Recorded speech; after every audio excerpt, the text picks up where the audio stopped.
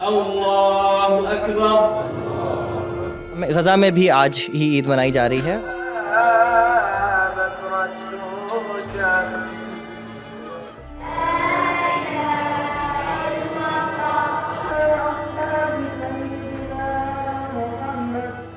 आज का दिन यानी रविवार का दिन आज 30 मार्च की तारीख है और वेस्टर्न कंट्रीज़ में और मिडिल ईस्ट के ज़्यादातर देशों में आज ईद मनाई जा रही है।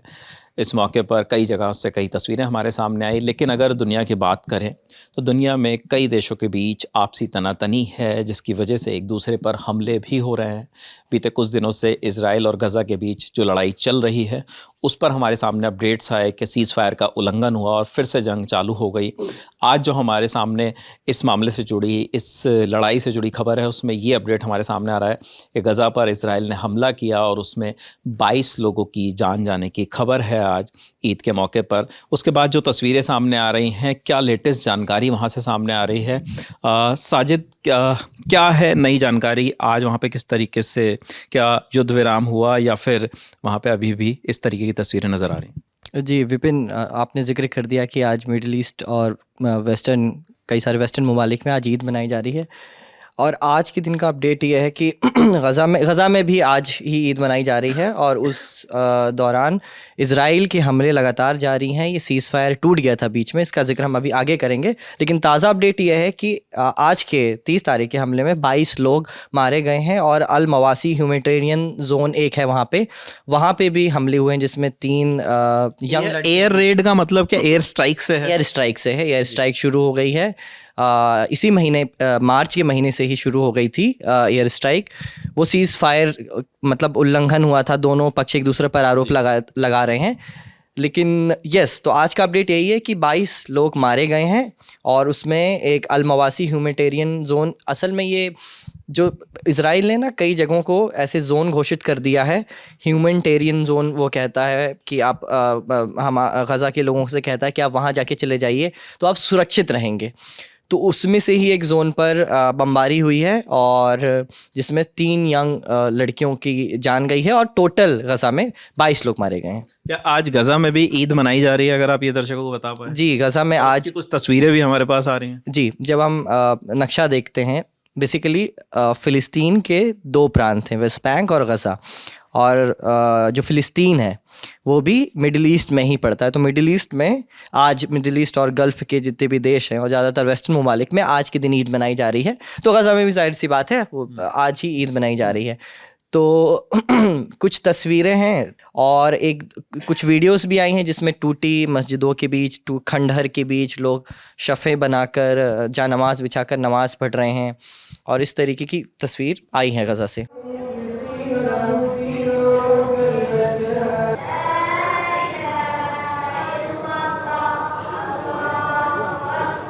अल्लाहु अकबर।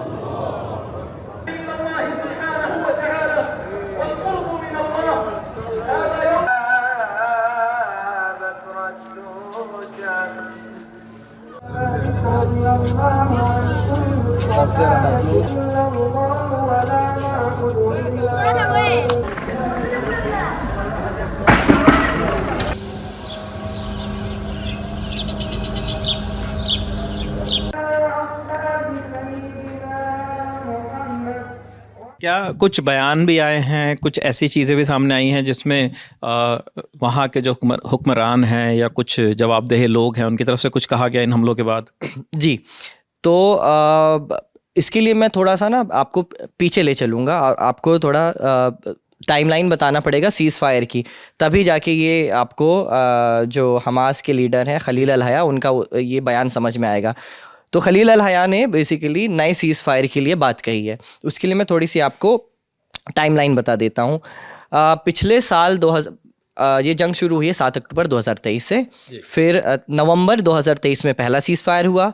2 हफ्तों तक ये सीज़ फायर चला था, कुछ लोगों का आदान प्रदान हुआ था। 7 अक्टूबर के हमले में हुआ ये था कि 250 इजरायली लोगों को बंधक बना के हमास अपने साथ गज़ा ले गया था। तो उसी को छुड़ाने के लिए मुसलसल इजराइल कोशिश कर रहा था और जंग उसने शुरू कर दी थी। एक सीज़ फायर हुआ नवंबर 2023 में। फिर दूसरा सीज़ फायर जो मेन अभी चल रहा था वो शुरू हुआ था जनवरी 2025 में। 16 जनवरी 17 जनवरी के आसपास ये अमल में लाया गया और उसके बाद 42 दिन के इसमें 3 चरण होने थे।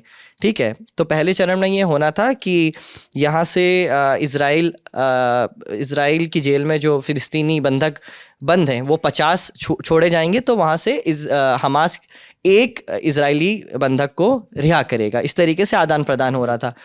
तो ये 42 दिन का एक स्टेप चला, एक चरण हुआ। उसके बाद दूसरा चरण आना था। दूसरे चरण में बात ये थी कि हमास युद्ध विराम कर देगा और इज़राइल भी युद्ध विराम कर देगा। उतने में इज़राइली सेना गज़ा से पीछे हट जाएगी।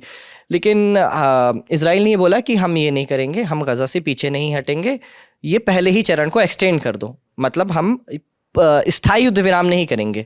ठीक है, हम पहले ही चरण को एक्सटेंड कर देंगे। तो हमास ने मना कर दिया। हमास बोल रहा था कि हम परमानेंट सीज़ फायर चाहते हैं कि लड़ाई रुक जाए, और आप अगर लड़ाई रोक देंगे तो हम हथियार भी डाल देंगे और मतलब हम जंग भी बंद कर देंगे और आपके जो बंधक हैं इज़राइल के उनको भी छोड़ देंगे।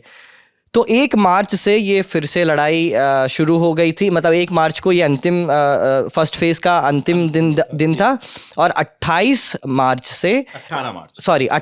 से इज़राइल ने वापस हवाई हमले शुरू कर दिए हैं। तो ये टाइमलाइन थी।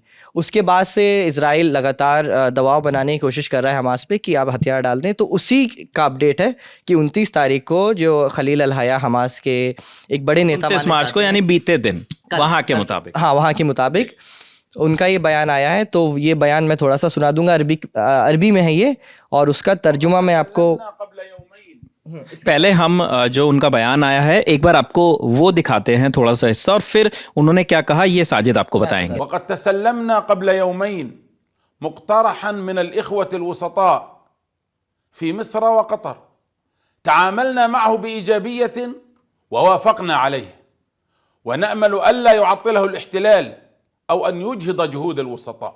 हमास के जो नेता हैं खलील अल हया, उन्होंने कहा है कि इजिप्ट और कतर ने नया प्रस्ताव पेश किया है युद्ध विराम का, हम उसको मानने के एकदम करीब हैं।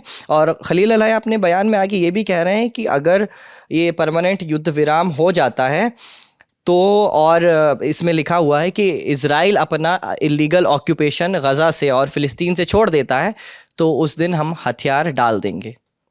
यही बात उन्होंने बोली है। जिस तरीके से अभी जो लड़ाई की स्थिति है वो बरकरार है। आज ईद का दिन है, जहाँ ईद जो है वो वेस्टर्न कंट्रीज़ में और मिडिल ईस्ट के बहुत सारे मुल्कों में ईद मनाई जा रही है, क्योंकि कल शाम में वहाँ पे चांद नज़र आया और आज ईद मनाई जा रही है। भारत में और एशिया के कई देशों में ईद कल मनाई जाएगी, लेकिन आज वहाँ पर जब ये त्यौहार का मौका है उस वक्त भी ऐसी खबरें हमारे सामने आ रही हैं कि कई लोग जो है उस एयर स्ट्राइक्स में, उन हमलों में उनकी मौत हुई है। इज़राइल और गज़ा के बीच जो ये लड़ाई चल रही है उसे लेकर जो भी लेटेस्ट जानकारी हमारे पास थी, जो बयान थे, जो तस्वीरें वहाँ से आज के आ रही हैं, वो सारे अपडेट्स आपको हमारे साथी साजिद ने दिए। लल्लन टॉप पर बाकी लगातार अपडेट्स आपको मिलते रहेंगे। शुक्रिया।